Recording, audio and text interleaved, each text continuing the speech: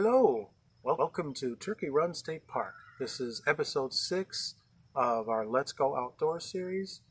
We're going to be here for the next couple of days and see what we can find for you guys. This park is about 2,382 acres.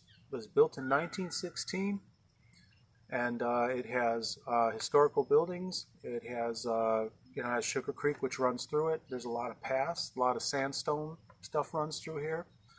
The funny thing about the name is there's rumor all over about how the name first started. But apparently the one that sticks out the most in people's mind is turkeys way back when used to run through here in the winter. And they would run through the gorges and these runs, as they called them, and they were turkeys. And what they did is they'd hide and try and stay warm with the cold weather. Unfortunately, that made it easier for the settlers to pen them up, trap them, and harvest them. The park is going to have a couple of ancient buildings, which I think I mentioned earlier. We have a Lieber cabin, which Colonel Lieber, which used to be in charge of DNR, helped build this park, so his cabin is here. We have the Lusk home, which actually has a grist mill attached to it. We're going to try and see if we can go there for you guys. There is actually a log cabin church, and believe it or not, they still worship at this church every Sunday. And then they have a covered bridge that was built in 1860. Overall, I think it's going to be real interesting. Now, this particular adventure is going to be pretty much trail-based, because the thing about Turkey Run Park is there's a lot of sandstone fittings. There's a suspended bridge we're going to go on. There's like a ladder trail. And then you have the strange other amenities. The other nice thing about this place, unlike any other park we've been to, this one actually has an inn, an actual inn where people can rent rooms. It also has an area where you could rent horses, and they do hay rides here. So there's a lot of things that we can do in this park. And we're going to try and bring you as much footage as we can of whatever, attraction we happen to be at the time. But for the moment, we need to get our camp set, get ready for our day, and plan how we're going to make this work for you guys and entertain you guys. Until then, we'll guys see you in the next section. Bye now.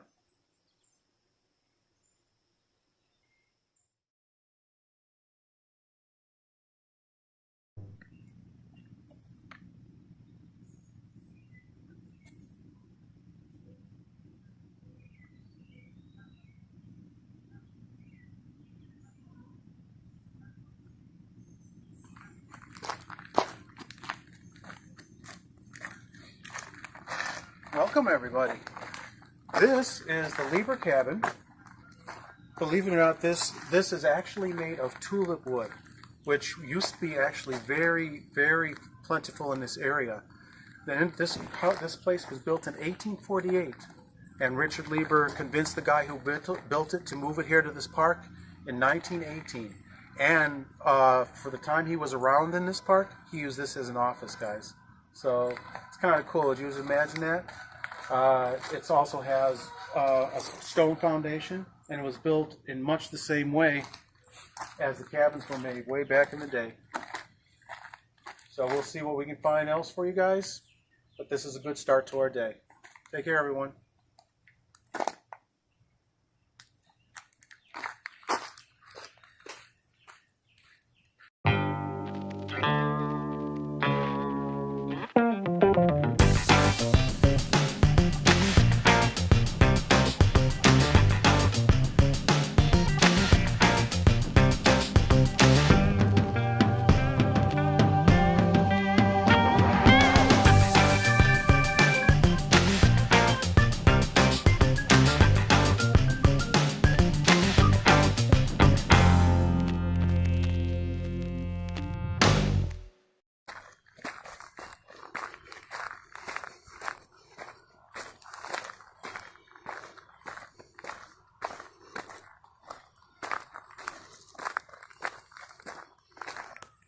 Hey everyone, here's another one of those historic buildings I spoke about earlier.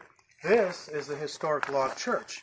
Now this church was built in 1871, and Joseph Lieber, like the tulip cabin, had it moved to this park, and then they rededicated this church in 1923. And to this day, every Sunday at 10 in the morning, as long as it's warm weather out, they have services here still. It's just amazing what you find out at these little parks. So it's only a seasonal church, and they don't have it open during winter, Yeah, it's Mike? pretty much a seasonal church, and it's amazing how the Lieber cabin was moved here, and this was moved here. Maybe there's something about Turkey Run Park that everybody loves, huh? So these weren't originally here? These were not originally here. Oh, do you know where they were originally at? The research does not say, believe it or not. But I bet you I'll find out. If you guys want to know where these actually came from, both places, let us know in the comments. See you guys in the next section.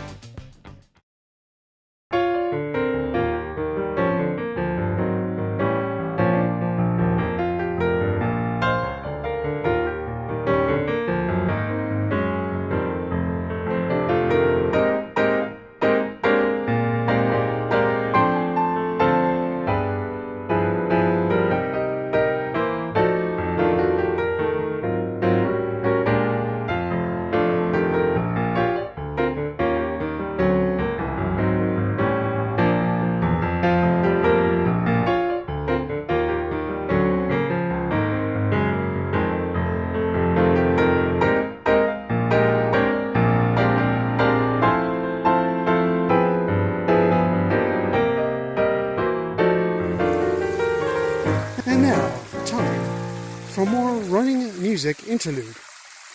La la la la. Running water. Oh, plenty of running water.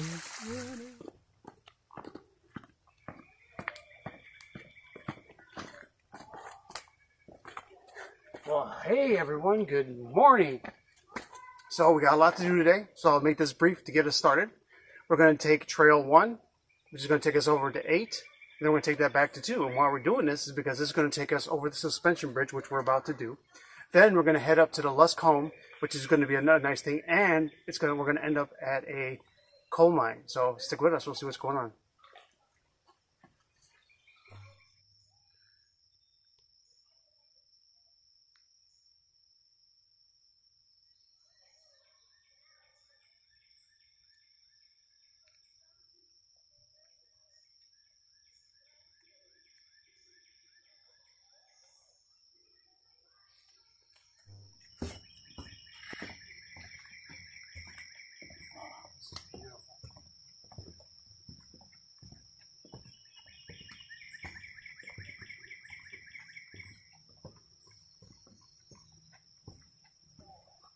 Hey Mike, come here. Hey everyone. So welcome to the suspension ridge. First off, we're about to enter the Sandstone Canyon area, which is supposed to have some of the best hiking around. Secondly, this is how the original Indiana forests looked at one time. And this bridge was made by some of the 64,000 people that were part of the Conservation Corps that Franklin Delano Roosevelt had hired to put people back to work. Hey, isn't that the thing we talked about in the very last episode? Yeah, he went through all this trouble to get Americans back on their feet working, you know, and this is some of the work they done. And these were young men and young women doing this stuff. Can you imagine that? Just look how beautiful it is, guys. To think all this work was done by young men, didn't have a job, thanks to Franklin Delano Roosevelt, and that's why our parks are looking as good as they are these days, huh? Yeah, definitely. Hold on, guys. We'll get you some more footage. Knickerdoodles, Mike, look at this place. Do you believe this? This is unbelievable. The beauty here is not even. I can't even describe to you viewers out there how beautiful this is. I mean, you're seeing some of our pans and some of the information. It just doesn't do justice, Because do you know this is how it was 12,000 years ago? 12,000 years ago, people. The only 12,000 difference years. is we got the man-made bridges and stuff Look at built that. in because it's a path. But this is exactly like it was 12,000 years ago. As the creek was cutting through all these sandstone rocks, the temperature never changed. Everything around this area changed, but this didn't change. And if you look off behind, you know, up in front of me, behind these bushes over here, you see the suspension bridge. See if we get a better shot for you guys back over here, because we're kind of... There you go. We had just came off. Look at that bridge, guys. I'm going to try and zoom in a little bit, see what we can do. But look at that thing. That thing is... That was man-made by the 64,000 laborers that the president hired. And then now check this out. Look at these. Look at the upper view here. Look at this rock. This is sandstone, guys. We are underneath the sandstone rock here. It's like a cliff. And this area is called Crevice Rock, everyone. Crevice Rock. Look at that, guys. Look at that. My goodness, I feel so small all of a sudden. It's definitely turning out to be our best viewing, hiking trip yet, I think. Been so proud of this one so far. Yeah. Hope you guys love it as much as we do. See you guys in the next section.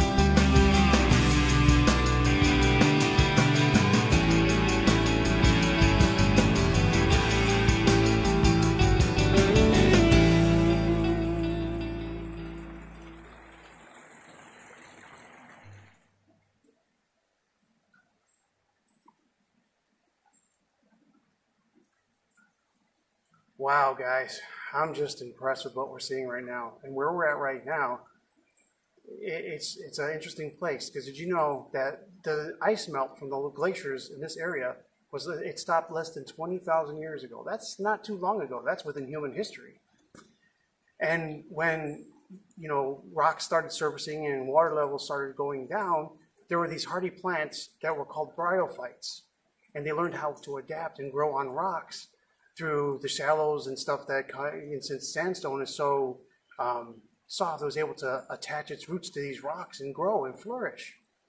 And over time, even after the glacier melt was over, these bryophytes, these hardy plants, just kept on growing and growing until recently. And guess what happened? We happened. It's a sad story. It seems like everything that happens because of us. In the last so many years, these bryophytes have started dying. And you know why? Because us not paying attention to the trails. You know, like the marked trails that tell us where to go and where not to go. And so what's happening, people are illegally climbing up on the rocks. And I mean, if you're a rock climber, it's probably a horrible, you just want to do it, but you're not supposed to, because they're getting up on top of these rocks, and where these bryophytes, which are up usually really high, they're dying because us as humans are stepping on them and destroying them. So think about that next time if you come to a park like this, or even if you come to Turkey Run out here in Indiana. Try and stay on the marked trails, because, man, these plants were here longer than us, and they learned how to adapt. So let's give them the ability to come back and maybe make this park as wild as it once was. Imagine how that would be. Because, heck, we know a lot of this area is 12,000 years old, guys. Keep that in mind, man. You come out here, be respectful of the bryophytes. Here's another cool thing we noticed, everybody. Apparently, less than 12,000 years ago, with between the ice, rains, and the flood waters that came through this area, if you look up at the corner of this little cliff, and then if you look all the way to the end, there's an interesting story that happened to this one. Look up at the very end of it. Now, due to the freezing and thawing that occurred in this area over these centuries, it basically acted like a wedge and cut this whole piece of sandstone right off of the main cliff. It's amazing how dangerous nature can be. This is awesome, guys. I don't know, Mike. I think a giant came through and chiseled it down, man. That's what I think. He had a big old hammer and a big I old think chisel. so. You know, they say giants exist, man, and I think they do. When you see this, you want to think so, right? If not, I mean, you got to think that is just how powerful Mother Nature can actually be. No question. Mother Nature, she's a force to be reckoned with. See you guys in the next Yeah, section. woo, hope you guys are enjoying it as much as we are. This is like ridiculous. Yeah. Hello, friends, and for your listening pleasure today, and a brief interlude until we get to the next section, please enjoy the flowing sounds of the river. It's creek, man. It's creek. Flowing water. Hey everyone, how are you doing? We're at Turkey Run, and guess what we're having for lunch? You guessed it, we're having turkey burgers and loaded mashed potatoes. Smells good. Bet you it's gonna taste good too. I hope you're trying these recipes at home. This one's real easy. The pads need to be cooked 4 to 5 minutes each side. That's it. And guess what? We wanted to get cranberry sauce for you guys, but darn it, no one has it yet. What a shame. Oh well, guys, we'll see you in a little while. Smells yummy. So there it is, guys. We're having turkey burgers and loaded mashed potatoes. All took less than 10 minutes to cook. The burgers were a Meyer turkey brand. White succulent is what they were called. And we cooked each one of those 4 to 5 minutes each side. And the potatoes, that was just a matter of boiling the water and stirring potatoes in to make the nice fluffy potatoes that we have. Wish you guys were here to enjoy it with us. But otherwise, I hope you guys are trying some of these recipes at home. Have a great one. See you in the next section.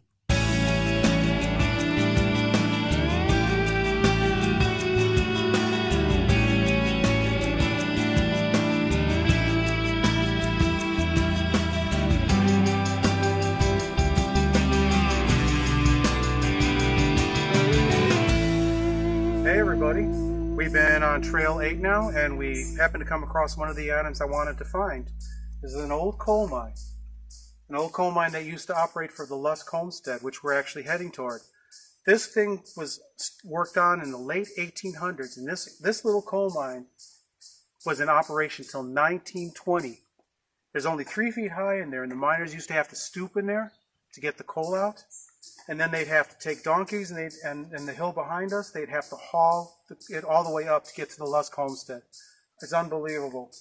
And it's just, then they mined it out.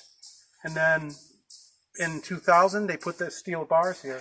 So why'd they put the steel bars there? Well, there's a couple reasons. The main reason was they didn't want people like you and I to go in there because that's very dangerous and very collapsible because it's sandstone. Because what the miners would do is they would climb in there and they would shore up all the sandstone so that they could work in there. So every time they went in there, they couldn't just start digging. They had to literally put supports up. Yeah, they had to make sure that the thing wasn't going to cave in on them.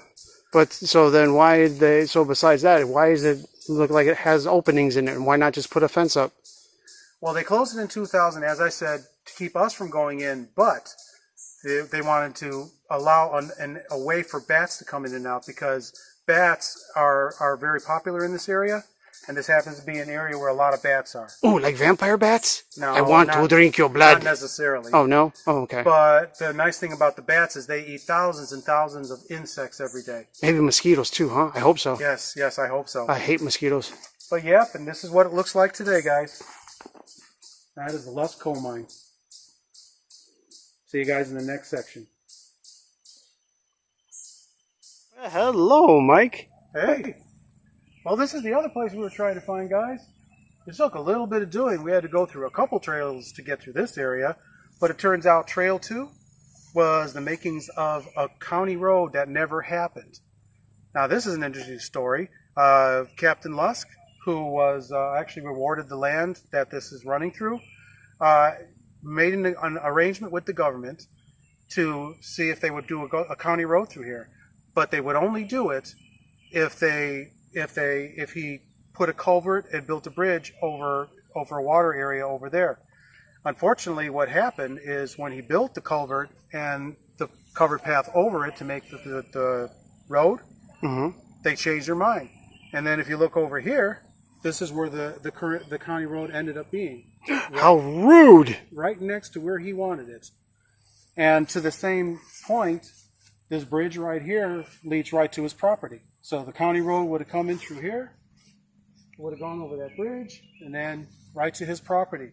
Now this is that one other landmark I was telling you about. 1882 this one was made.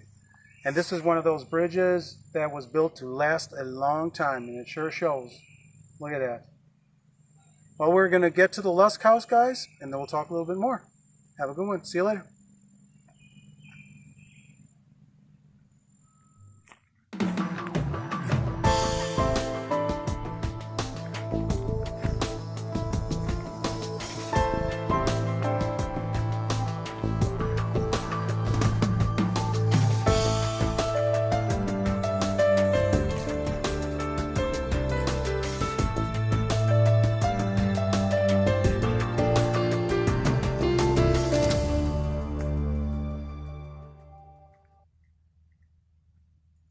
Hey everybody, well we finally found it, the Lusk home, after searching all over for it.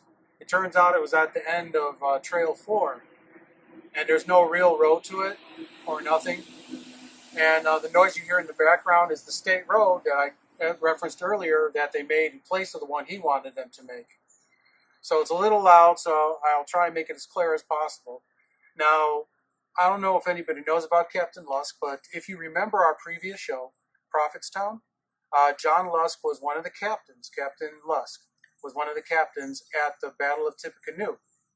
And back in those days, when the states were poor, cash poor, they would reward honored soldiers and heroic soldiers with grants of land. This happened to be the grant of land that they gave Captain Lusk for his service in the Tippecanoe War. Now, the nice thing about this is he got this area in 1825 is when he first acquired this land. And then what he did is he created a mill. We're going to try and get to it if we can. We had enough hard time finding this. Give us luck and hopefully we'll find the grist mill so we can show you that. And then the grist mill was completed in 1829. And then this house was completed in 1841. And he had a wife, Mary, and they had 8 children. So this is a busy guy, you know? I guess you had a whole lot of extra time back then, huh? I think he did. And then I'm going to make a little note about all these historic buildings I've showed you today. Every single one of these historic sites and buildings are on the historic sites of America. So if you want to look them up, get more information on them, that is the way you can do it. But anyway, we finally found all the buildings we really wanted to. Now, if we can find the grist mill, it'll be golden. But until then, see you guys later.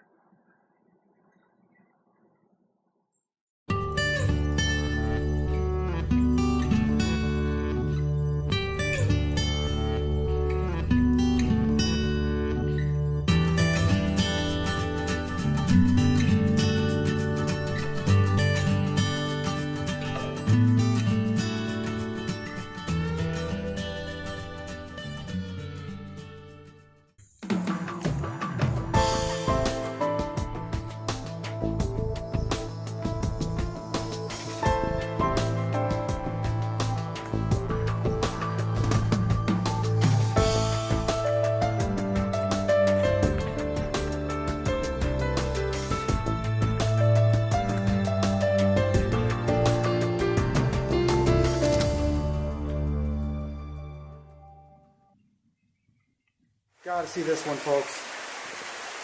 We are walking in an area called the Punch Bowl. And as you can see, it's a big open crevice of sandstone where the water's coming down. And the water looks pretty damn clear. I don't know if I want to drink it, but... I don't know if I drink it, but it's pretty damn clear water. And here's a real waterfall. Creme de la creme. Oh, we're freaking waterfalls. I don't know, Mike, should we do some more interlude music for them? Nah, we don't want to drive our viewers nuts. Okay. I think we've already serenaded them enough today. Okay, let's just let it run for a few seconds for you guys. Just enjoy.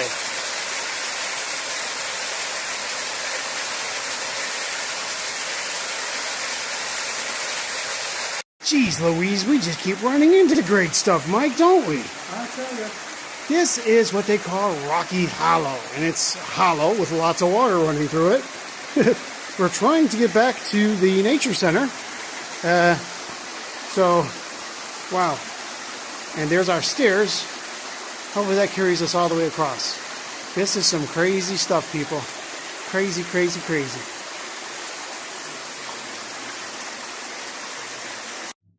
Hello, everyone. So, final day. We made it through all the trails we've done, and let me tell you, there was a lot of trails here, guys. A lot of water features, a lot of limestone. Not limestone, sandstone, my bad. I mean, it's just so much stuff we saw here. And it's just amazing because, a couple things, we wanted to go see the grist mill. We couldn't because we just couldn't find it. Then it turned out it rained some more today, so that kind of flooded it out even further. So we were basically walking through through waterfalls, basically, to get back to the trail. We did find, Lusk's homestead, which was kind of nice, and found out he actually had eight kids, man. I guess back then they had plenty of time on their hands. But the funny thing is, he was a busy guy. He had a Lusk villager kind of thing where he was running a grist mill that he built. He had people running flatboats. They were doing all kinds of farming, and it was just amazing what this guy did. And he got this land because he was in the Battle of 1812 against the Indians.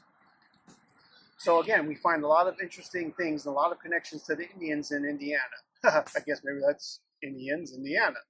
There you go.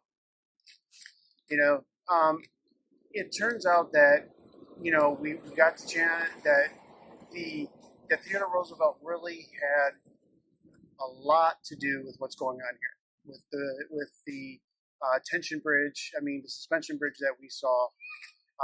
He had 64,000 people putting these parks together. That was just amazing, and you could see the work that they've done. And then we didn't get a chance to get good pictures of the sandstone steps that they had carved in for the trail, but it was so creative. Some of the trails, when we're going right down into the water, it was absolutely amazing because your foot literally fit in these little crevices that they made for us to climb. It was fantastic. We also were able to get a lot more trail footage for you this time, which is something we don't usually do because there usually isn't interesting trails like there was in this park. And we learned that this was the second park, the first park, only the second park that was actually ever an official park. And it all started with not only Lusk and his passion to get this place up here, and apparently only a third of his land out of all of this property is that he kept, and the rest he gave to the Park Service. So that was really cool as well. There's just so much. I don't know. It's really hard to summarize everything that we saw. We saw more of the Conservation Corps. We got more connections to the Indian War. We got more connections to Theodore Roosevelt and the way he was really doing a lot to get people working, and the fact that Lusk, he got this property from being a good soldier in the Indian War because they didn't have money back then, so they gave you property. That's not a bad deal right there. I'd like to get some property, And a lot of the water actually looked so clear. I almost looked like you could just scoop down and drink it. And you know what? Maybe with a little filtering, you probably could. So, honestly, I think that this would be one of our best that we've done so far. You saw we did a little cooking again. We'd like to do more cooking, but again, I need you guys to give us some input. So that's why I always say, comment, like, and subscribe. Drop us a line and say, hey, do more cooking, or, we may even have to come back because we didn't get a chance to do grist mill. We didn't get a chance to do the ladder trail, which looks pretty interesting. But by the time we got everything else done and how long it took to find Lusk's homestead, we were wiped out. I think if we would have went back down, we'd probably just passed out in the middle of the forest somewhere and just slept for a couple days. There's a lot to say, but I really don't know what to say because there's so much to say. So all I'm going to say is I appreciate you guys coming along with these 6 episodes that we've done.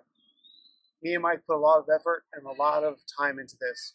We did set up the Patreon account, so if you are interested in learning a little bit more about that, I have a link that's going to be in the description, so you can check it out and see what we offer our patrons. And also, I really hope that you folks start commenting and subscribe.